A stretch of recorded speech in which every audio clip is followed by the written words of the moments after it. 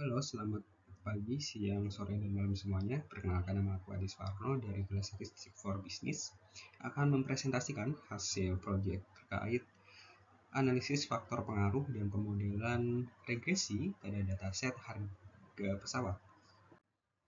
Nah, ini merupakan outline yang akan kita bahas pada kali ini, seperti introduction, dataset, terus ada data preprocessing, ada EDA, statistical test, regression model, conclusion, and recommendation serta referensinya.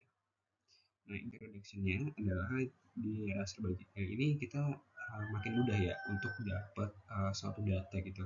Tapi semakin banyaknya data bukan berarti semua data tuh bisa kita pakai gitu untuk membangun suatu model apapun itu, karena model itu dibangun tentunya berdasarkan faktor-faktor yang mungkin berpengaruh terhadap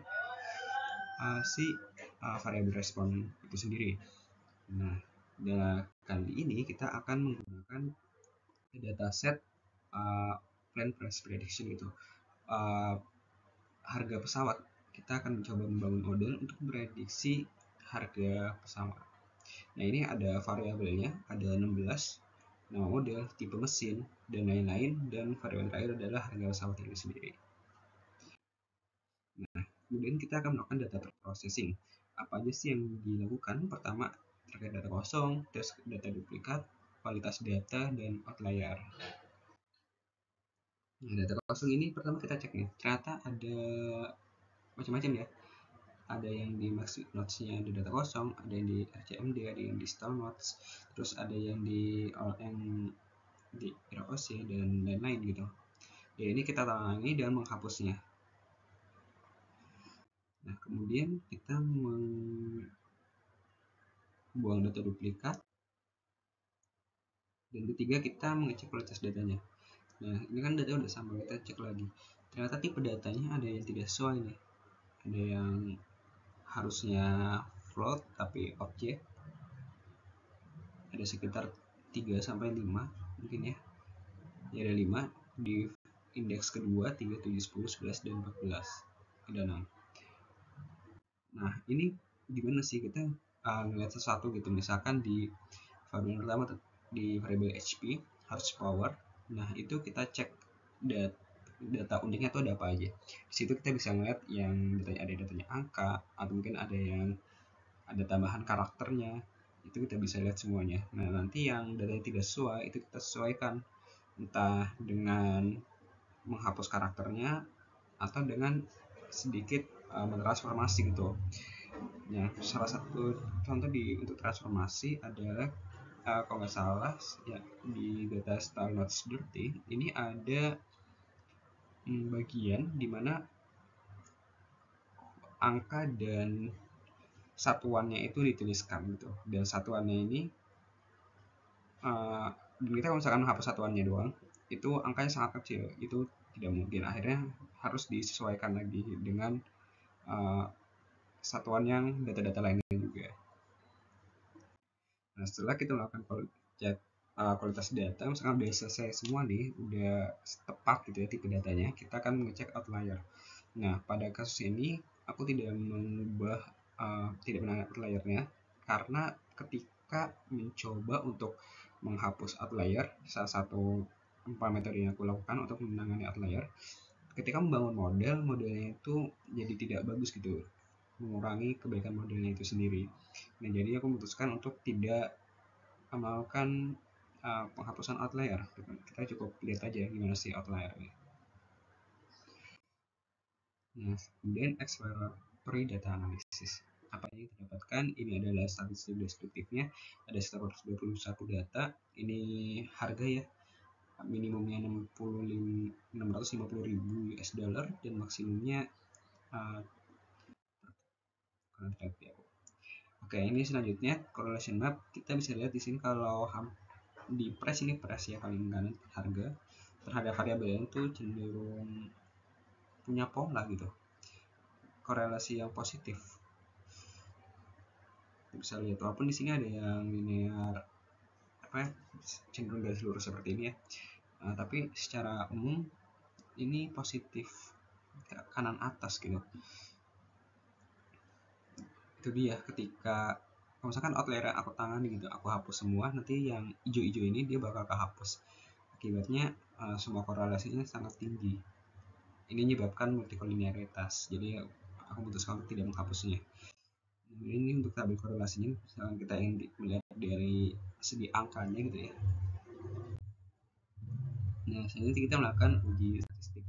Yang pertama, kita ingin tahu nih apakah benar ya rata-rata harga usaha sekitar 2,5 juta US dollar.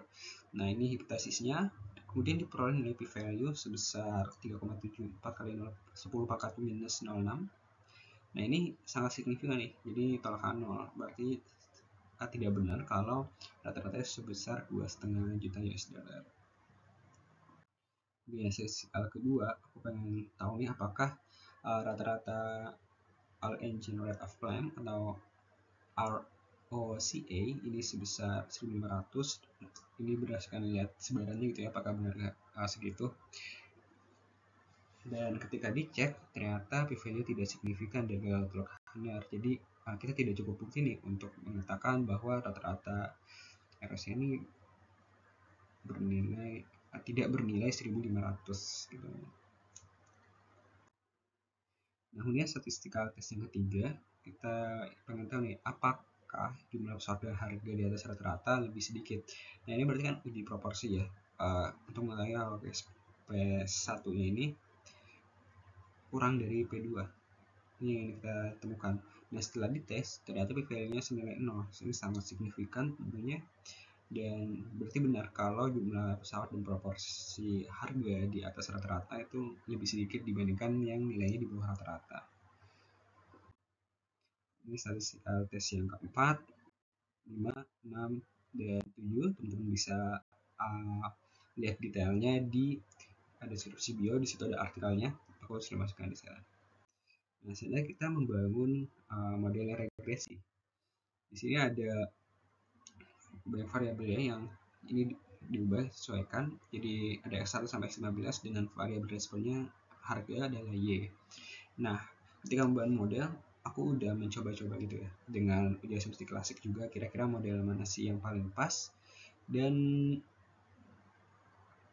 dengan itu diperoleh variabel yang bisa digunakan gitu ya. Yang baik untuk membangun model adalah variabel X3 yaitu horsepower, X6 stall not security, X8 all aim rate of climb atau ROCA, dan X15 range NM nautical mile.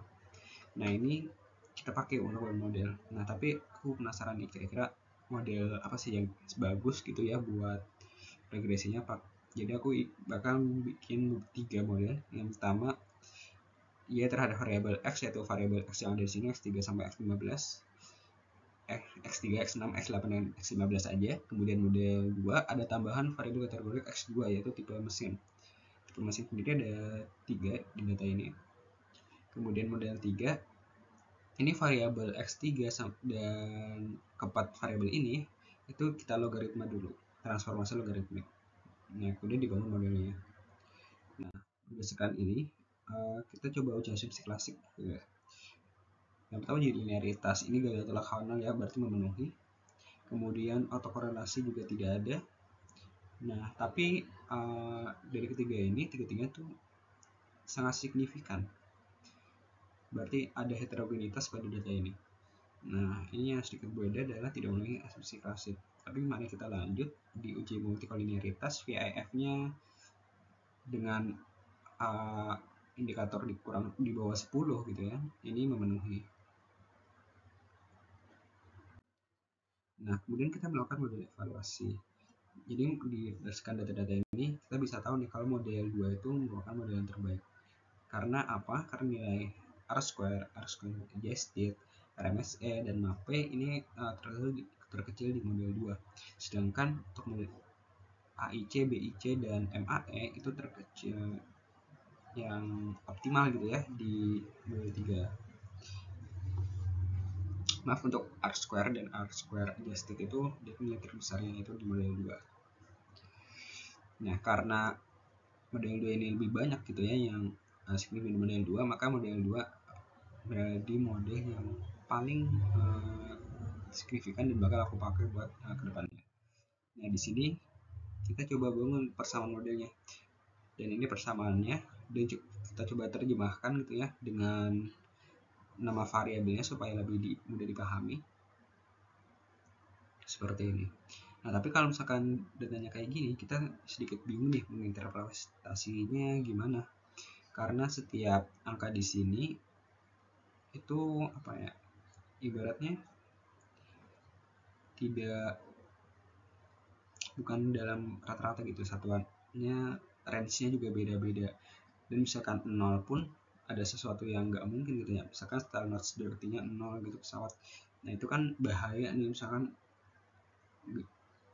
dalam kondisi yang di langit sedang bahaya dan kecepatannya 0, pesawatnya berhenti doang, itu kan sangat bahaya, itu nggak mungkin banget. Jadi kita bakal coba melakukan standarisasi dengan z-score pada variabel x3, x6, x8, dan x15. Kemudian variabel x2 nya juga kita lakukan transformasi, kita ubah jadi variabel dummy dan standarisasi 2 kali z-score.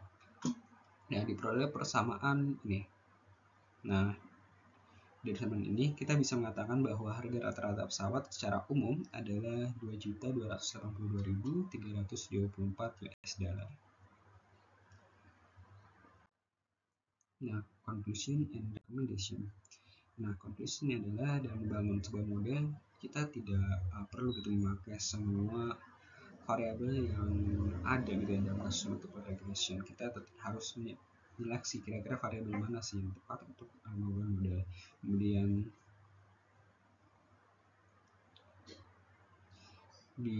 pada kasus yang kita lakukan ini, variabel yang tepat gitu ya memenuhi ujian multi-call adalah variabel daya tipe mesin, horsepower, stall not dirty, ROCA, dan range nautical mile. Nah rata-rata harga pesawat secara umum gitu ya sekitar 2.282.374 US dollar. Rekomendasi yang bisa dilakukan untuk pengembangan model yang lebih baik adalah dengan penanganan data kosong ketika integration gitu ya. Kemudian dilakukan penanganan pada model agar memenuhi asumsi homogenitas. Nah, berikut referensinya, data yang diperoleh didapatkan dari Kaggle. Dan sekian, terima kasih. Wassalamualaikum warahmatullahi wabarakatuh.